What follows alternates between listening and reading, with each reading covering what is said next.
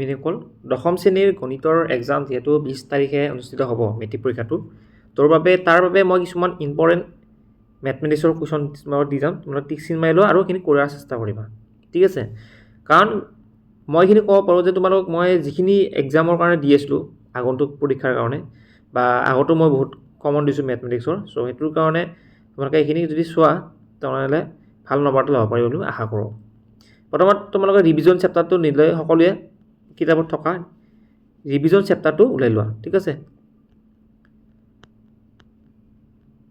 Time waste নকৰোঁ ঠিক আছে সকলোৱে উলাই লৈছে থাকে ইয়াতে আমি এই পাঠৰ পৰা এমচিকিউ কুৱেশ্যন বহুত আহিব চ' সেইটোৰ কাৰণে তোমালোকে প্ৰথমতে ইয়াৰে উদাহৰণটো চাই ল'বা ঠিক আছে সকলোৱে উদাহৰণটো চাই ল'বা পেজ নম্বৰ কিমান বুলি ক'লোতো পেজ নম্বৰটো চাই লোৱা 2 নম্বৰ পেজ নম্বৰ 2 উদাহৰণটো চাবা অনুশীলনী R1 ত কি আহিব সেইখিনি মই কৈ দিছোঁ ইয়াৰে কুৱেশ্যন নম্বৰ 2 ইম্পৰ্টেণ্ট ঠিক আছে কুৱেশ্যন নম্বৰ 4 5 টিক চিন মাৰি লোৱা বহুত দৰকাৰী এটা কুৱেশ্যন নেক্সট অনুশীলনী R2 ঠিক আছে অনুশীলনী R2 ৰ কি চাবা সেইখিনি মই কৈ দিছোঁ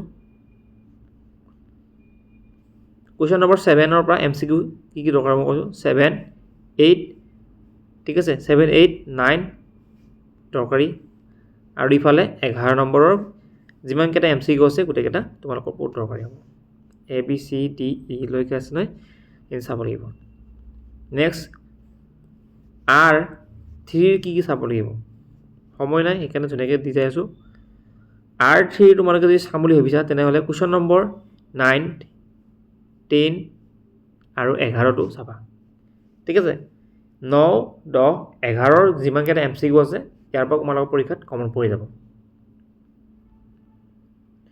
তাৰ উপৰিও যদি তোমালোকে চাম বুলি চাই এমচিকিউ হিচাপত আহিব পাৰে এইকেইটা সূত্ৰ অলপ ভালদৰে চাই থৈ দিবা ঠিক আছে কিতাপত আছে এই সূত্ৰকেইটা ভালকৈ চাই থৈ দিবা R4 ৰ কি চাবা অনুশীলনী R4 ৰ কি চাব লাগিব সেইটো কৈ দিছোঁ তোমালোকে কুৱেশ্যন নম্বৰ 5 6 7 চাবই লাগিব মোষ্ট ইম্পৰ্টেণ্ট যদি মোক কোনোবা সোধে কেনেকৈ কৰোঁ 8 9 10 মোষ্ট ইম্পৰ্টেণ্ট কুৱেশ্যন হয় কেইটা ঠিক আছে তাৰপিছত কুৱেশ্যন নম্বৰ 11ৰ গোটেইকেইটা এমচিকিউ চাবা একদম সহজ অংক পাৰিবা এটা নেক্সট আহিল তোমাৰ ছেকেণ্ড চেপ্টাৰ চাব এতিয়া ডাইৰেক্ট এইবোৰ চোৱাৰ প্ৰয়োজন নাই ডাইৰেক্ট ছেকেণ্ড চেপ্টাৰ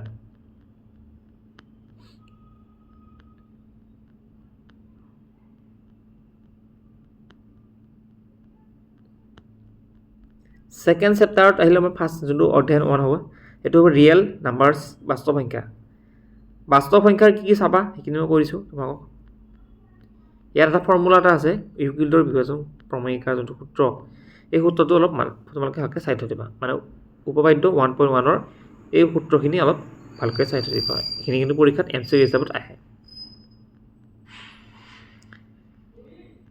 নেক্সট উদাহৰণ কিছুমান আছে উদাহৰণ 2টো বহুত দৰকাৰী চাই থবা উদাহৰণ 3টো দৰকাৰী ইম্পৰ্টেণ্ট হয় ঠিক আছে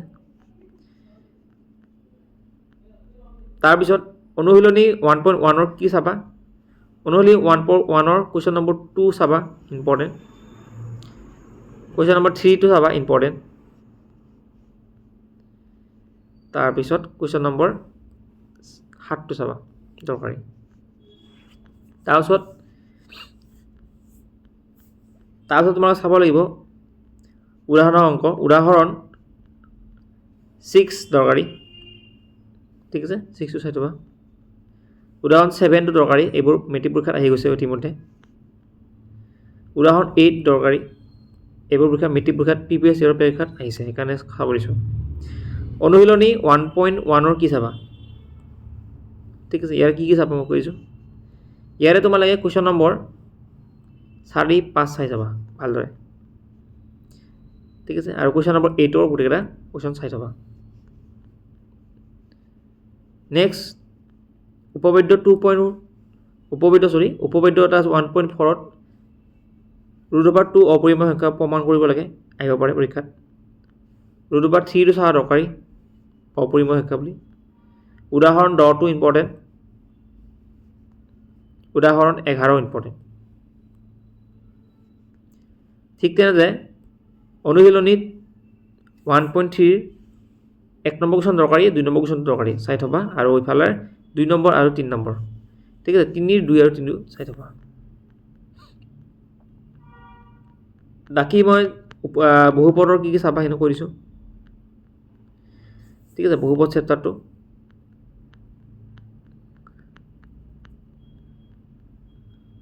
বহুপদ চেপ্টাৰৰ একদম চাব গ'লে উদাহৰণৰ পৰা কিছুমান অংক আহিব, সেইখিনি তোমালোকক প্ৰথমত দেখাই দিছোঁ।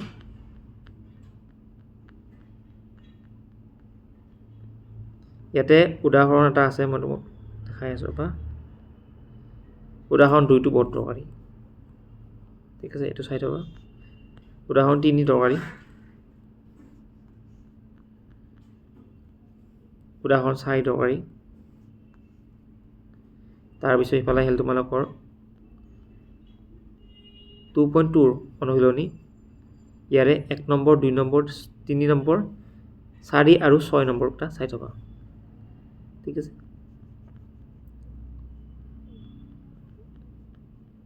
উদাহৰণ 8টো দৰকাৰী, উদাহৰণ 9টো দৰকাৰী, সকলোৱে দৰকাৰী। উদাহৰণ 9টো চাবা, বহুত দৰকাৰ। ঠিক আছে, তাৰপিছত অনুশীলনী 2.3 কি চাব লাগিব সোধে, কেনেহ'লে কি চাবা? 3, 4 বহুত দৰকাৰী, একদম এৰি থৈ আহিব নোৱাৰে। এটা মষ্ট ইম্পৰ্টেণ্ট হৈছে পৰীক্ষাৰ কাৰণে। দুটা চলকৰ ৰৈখিক সমীকৰণ জোৰ অধ্যায় 3, ইয়াৰে কি চাবা সেইটো কৈ দিছোঁ। ইয়াৰে প্ৰথমতে এটা তোমালোকৰ গ্ৰাফ যদি আহিব পাৰে, চ' সেইটোৰ কাৰণে কুৱেশ্যন নম্বৰ 2 মানে উদাহৰণ 2টো বহুত দৰকাৰী হৈছে পৰীক্ষাৰ কাৰণে। গ্ৰাফটো চাই থবা। তাৰপিছত অনুশীলনী 3.1ৰ 1 নম্বৰ, 2 নম্বৰ, 3 নম্বৰ, এটা একদম গ্ৰাফৰ অংক হয়, এটা তোমালোকে চাই থবা। কাৰণ পৰীক্ষাত গ্ৰাফৰ অংক আহিয়ে থাকে, চ' সেইটোৰ কাৰণে বহুত দৰকাৰী। তাৰপিছত উদাহৰণ 4টো দৰকাৰী। ঠিক আছে, আৰু উদাহৰণ 6টো বহুত দৰকাৰী। এইবিলাক কিন্তু পৰীক্ষাত আহি গৈছে, প্ৰি-টেষ্ট এক্সাম আহিছে বহুতৰ, চ' সেইটোৰ কাৰণে বহুত দৰকাৰী হ'ব। নেক্সট আহিল অনুশীলনী 3.2ৰ কি চাবা সেইটো মই কৰিছোঁ। ইয়াৰে 5 নম্বৰ কুৱেশ্যনটো বহুত দৰকাৰ, 6 নম্বৰটো দৰকাৰ, আৰু 7 নম্বৰ কুৱেশ্যনকেইটা দৰকাৰ। 5, 6 আৰু 7 বহুত দৰকাৰ। এইবিলাক গ্ৰাফৰ অংক কোনটো আহিব হিচাপ নাই, সেইকাৰণে চোৱাটো তোমালোকৰ দৰকাৰ এইটো। নেক্সট আমি এতিয়া অনুশীলনী চাম, প্ৰতিস্থাপন বা পদ্ধতিৰে অংক কৰিব লাগিব, সেইবোৰ চাব লাগিব। 3.3 অনুশীলনী 1 নম্বৰৰ পাৰিলে গোটেইকেইটা চাবা, প্ৰেক্টিছ কৰিব এইকেইটা, বেছি টাইম নালাগে। 2 নম্বৰ কুৱেশ্যন দৰকাৰী, 3 নম্বৰৰ 1, 2, 3 মষ্ট ইম্পৰ্টেণ্ট, এইকেইটা আহি যাব পাৰে। তাৰপাছত ইয়াৰে 5 আৰু 6টো বহুত ইম্পৰ্টেণ্ট, এইবিলাক প্ৰিভিয়াছ আহি গৈছে পৰীক্ষাত। ঠিক আছে, নেক্সট আৰু এটা খণ্ড লৈ আহিছোঁ আমি, ভিডিঅ'টো বহুত দীঘল হৈ গ'ল। ছেকেণ্ড পাৰ্টটো লাগে যদি তেনেহ'লে কমেণ্ট বক্সত কমেণ্ট কৰি জনাবা।